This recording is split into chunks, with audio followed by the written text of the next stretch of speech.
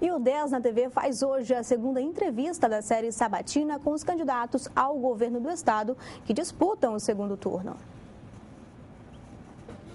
E o entrevistado de hoje é o líder do governo no Senado, Eduardo Braga, do PMDB. Ele é candidato da coligação Renovação e Experiência. O senador de 53 anos já foi governador do estado em 2 mandatos, eleito em 2002 e reeleito em 2006. Muito bom dia ainda, né, candidato? Como é que, para a gente começar a nossa entrevista, são 15 minutos, entre perguntas e respostas. A gente pede que seja conciso para não atrapalhar as suas respostas e também não tomar o seu tempo. Candidato, a capital do Amazonas superou os 2 milhões de habitantes. O que o senhor, caso seja eleito, pretende fazer para melhorar a cidade, sem contar as obrigações da Prefeitura Municipal? Bem, eu acho que Manaus vem sofrendo muito com o trânsito e com a mobilidade urbana e, obviamente, o transporte coletivo na cidade de Manaus é hoje um grande problema a ser resolvido. Pretendo, portanto, ganhando a eleição, sentar com o prefeito de Manaus. Há recursos disponibilizados desde 2010 para que se monte um projeto de mobilidade e de transporte coletivo. Nós propusemos o monotrilho, fruto de um estudo com a Price, e que não andou por razões políticas, e nós queremos retomar isso para solucionar o problema. Um outro grave problema na cidade de Manaus, sem dúvida, é a segurança pública. Acabamos de assistir denúncias graves dos veículos de comunicação nacional sobre a segurança pública no Amazonas. Essas fugas nos nossos presídios não é normal. Não é normal fugir 172 presos numa única noite. Não é normal, em plena luz do dia, fugirem presos por lençóis amarrados na Vidal Pessoa. Tem alguma coisa por detrás. A revista Veja, Folha de São Paulo, diz de um acordo entre a Secretaria de Justiça do governo e uma facção criminosa. A verdade dos fatos é que a segurança não vai bem. Quero enfrentar esse problema da segurança para trazer paz e segurança para o nosso povo. E a questão da saúde, com essas filas desumanas que afetam o povo de Manaus e do interior do estado. Portanto, quero resolver o problema das filas, das consultas, dos exames e das cirurgias. Eu acho que esse é o maior presente que Manaus pode ganhar do futuro governador. Trabalhe em parceria e resolver os problemas graves que afligem a nossa cidade. Candidato, o gasoduto Quari-Manaus entrou em operação em 2009, mas até hoje não cumpriu todas as metas de contrapartida socioambiental previstas, como, por exemplo, a dotação de internet via fibra ótica para os municípios dentro do seu traçado. De que forma o governo do estado pode garantir que esse tipo de projeto cumpra o que prometeu? Não, há um equívoco, porque, na realidade, o projeto tinha que entregar a fibra ótica. Ela entregou a fibra ótica.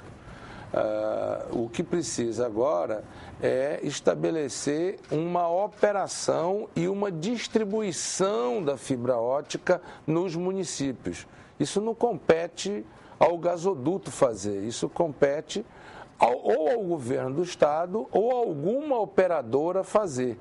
O que era a exigência, e foi feita por nós quando nós estávamos no governo, era que colocassem o cabo de fibra ótica dentro do gasoduto. Isso está feito. Agora nós temos que conectá-lo a essa fibra ótica que está vindo do Leão de Tucuruí, que acabou de chegar em Manaus, e fazer, portanto, uma integração. E aí tem que fazer a distribuição da fibra ótica nos municípios. Se não fizer a rede local, não tem como implementar. O meu compromisso é fazer a rede local, é fazer a interligação e, finalmente, levar internet ao povo do interior, nos municípios por onde passa o gasoduto, e também o Plano Nacional de Banda Larga, tanto para a capital quanto para o interior do estado. Candidato, quais os seus planos para a Universidade Estadual do Amazonas? O senhor vai concluir a cidade universitária? A cidade universitária é um compromisso nosso que nós queremos ouvir tanto os alunos quanto os professores. Mas nós queremos ir além dessas questões com a nossa universidade.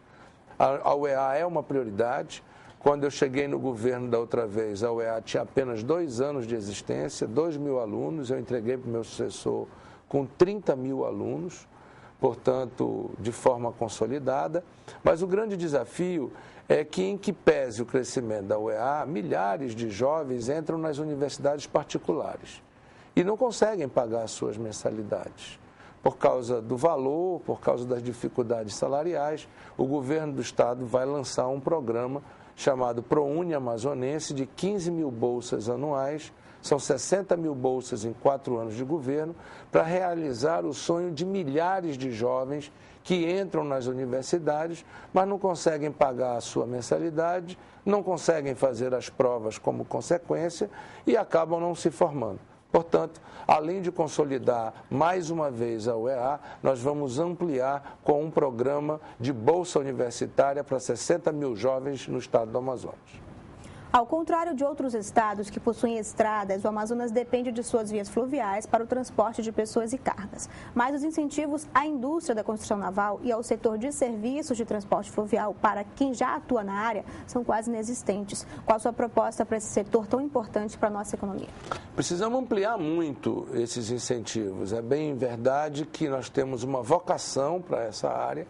Recentemente, no PAC 2, o governo federal colocou R$1 bilhão à disposição do estado do Amazonas, mas faltaram projetos. Esse 1 bilhão era para a construção de um estaleiro e para a construção de pequenas e médias embarcações, exatamente para poder atender a nossa demanda nos transportes ribeirinhos que nós temos no interior do estado. O governo vai apoiar o Distrito Naval, o Distrito Industrial Naval, e nós vamos apoiar a formação de núcleos de empreendedorismo para que nós possamos formular os projetos, gerar emprego na indústria naval e ao mesmo tempo modernizar as nossas embarcações e melhorar, portanto, a nossa tecnologia de transporte fluvial no Amazonas. Candidato, eu acredito que, assim como muitos amazonenses, eu acredito que o sonho de muitos amazonenses é justamente ver o porto, aquele porto público de Manaus um dia reformado. Existe um projeto para isso, já que entra ano, sai ano e ele nunca é reformado? Bem, eu lutei muito e continuo lutando porque eu também sonho com aquele porto.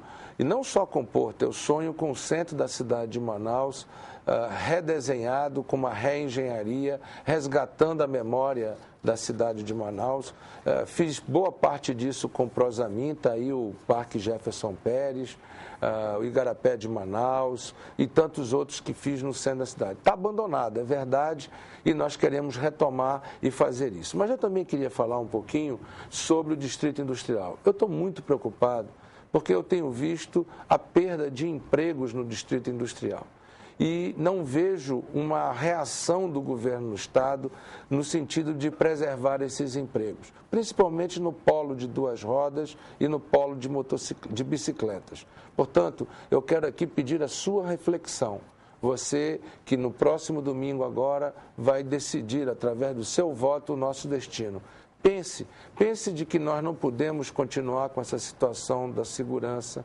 Pense que nós precisamos estar prontos para enfrentar crises que nos rondam permanentemente, enfrentar inclusive uma reforma tributária. E para isso eu te peço o voto no 15 de Eduardo e Rebeca e 13 de Dilma para a presidência. Falando em reforma política, o sistema de financiamento de campanha, o voto proporcional, propaganda eleitoral gratuita, reeleição e prestação de contas, na sua opinião, o que é preciso para mudar no sistema eleitoral brasileiro? Um plebiscito. Eu não creio que haverá reforma política no Brasil sem um plebiscito. Apenas a força de um plebiscito ou de uma constituinte exclusiva fará as mudanças no sistema político brasileiro. É muito difícil você pedir ao deputado federal e ao senador que se elege e se reelege por esse sistema, que ele mude esse sistema. Portanto, só a democracia direta, através do plebiscito ou através de uma constituinte exclusiva, será possível mudar esse estado de coisas que aí estão. A cesta básica de Manaus continua sendo a 7ª mais cara entre as 18 capitais que têm os valores acompanhados pelo DIEESE. E um dos produtos que mais elevam o preço da cesta é a farinha, o que mostra que o Amazonas ainda é deficitário na produção agrícola. O que o senhor pretende fazer, caso seja eleito, para diminuir esta situação negativa? Olha, a nossa cesta básica ela ficou mais cara porque o governo do estado passou a cobrar ICMS na cesta básica. Na minha época, ela não era uma das mais caras do Brasil. Por quê? Porque eu tirei o ICMS, eu isentei de ICMS a cesta básica. E o problema da farinha é porque o setor primário está desassistido. O setor primário, lamentavelmente, não teve, nesses últimos 4 anos, os investimentos que deveria ter. A produção de farinha caiu, a produção do Guaraná caiu, a produção de juta e malva caiu. Todas as nossas espécies produzidas no Amazonas, na agricultura, tiveram queda. E aí a lei de oferta e de procura. Diminui a produção e mantém a demanda alta, o preço dispara. A gente está trazendo farinha de Belém, do oeste do Pará, do Acre, para poder abastecer o mercado de Manaus, numa nítida falta de política pública no setor primário. Eu quero mudar isso. Eu quero fazer investimentos, como fiz, para fortalecer a agricultura familiar, quero mecanizar a agricultura familiar, quero implementar a política de grãos na várzea, com milho e com feijão, e garantir preços mínimos para essas produções. Reaquecer, portanto, juta e malva, fazer com que o Guaraná retome a sua produção intensa em Maués, em Urucará, em Barreirinha, para que nós possamos retomar a geração de emprego e renda através do setor primário, da agricultura familiar, do pescado no interior do estado, agregando, obviamente, a agroindústria para que nós possamos avançar na geração de emprego e renda no interior. Candidato, segundo pesquisa realizada pela Confederação Nacional da Indústria e o Sebrae Nacional, o Amazonas está no 8º lugar do ranking dos estados brasileiros, que tem as 3 maiores cargas tributárias do país em relação às micro e pequenas empresas. Por que é ainda tão difícil para o pequeno e médio empreendedor abrir e manter um negócio? Porque o governo atual não optou pelo super simples. Nós tínhamos, antes do super simples, que é lei federal, um simples estadual criado no meu governo. Acabou o prazo da lei, eles deveriam ter renovado ou aderido ao super simples. O que é o super simples? Você, com uma única guia de recolhimento para o governo federal, você paga todos os tributos, estaduais, municipais e federais. E você tem uma redução do valor. Portanto, você paga uma carga mínima e paga todo mundo de uma única vez, simplificando a contabilidade, os custos indiretos, etc.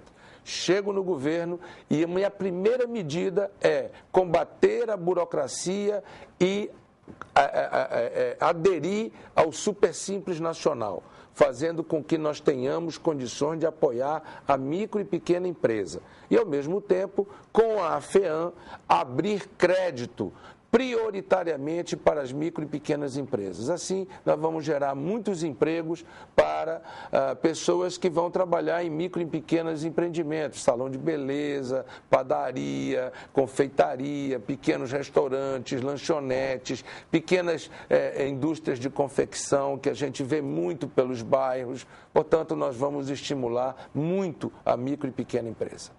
Candidato, nesse momento, o senhor tem 2 minutos e 30 para fazer suas considerações finais. Fique à vontade. Eu quero primeiro agradecer a você. Você que está nos assistindo, agradecer a Record News, agradecer a você, Luiziane, Luiz, por estar me dando esta oportunidade e dizer a vocês que não é normal certas coisas que estão acontecendo no Amazonas.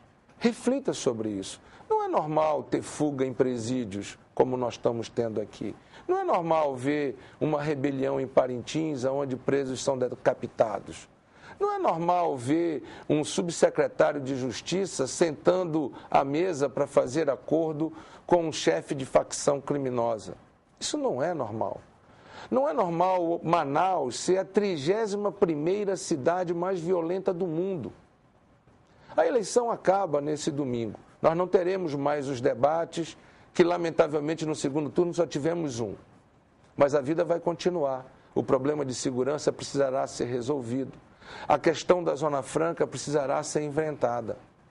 Eu sou daqueles que sonham com um Amazonas tranquilo, em paz, com segurança, combatendo o narcotráfico de forma correta. Sou daqueles também que acredito que é possível sim acabar com as filas desumanas na saúde. fazendo mais policlínicas, mais CAICs, mais CAIMs, levando especialistas para o interior e fazendo com que as nossas unidades tenham um remédio para atender os nossos doentes. Quero também dizer que sonho com um Amazonas com escolas de tempo integral, um Amazonas que tenha mediado tecnológico em todas as nossas comunidades e que nós possamos levar escolas técnicas estaduais para os 15 municípios polos do interior. Também sonho, meus irmãos, com uma cidade que tenha universidade pública, como a UEA, mas ao mesmo tempo oferte bolsas universitárias para que nossos alunos possam ter acesso às escolas particulares. Assim nós vamos dobrar o número de vagas na UEA e nas nossas universidades públicas. E os jovens terão mais oportunidades. Eu sonho, portanto, com um Amazonas forte, próspero, desenvolvido, onde nós possamos criar nossos filhos em paz e em segurança. Eu peço voto para Eduardo Braga, 15 para o governo do Estado e Dilma, 13 para a presidência da República. Obrigada, candidato. E o 10 na TV fez hoje a segunda entrevista da série sabatina aos candidatos ao segundo turno do governo do Estado e recebemos o candidato Eduardo Braga, do PMDB.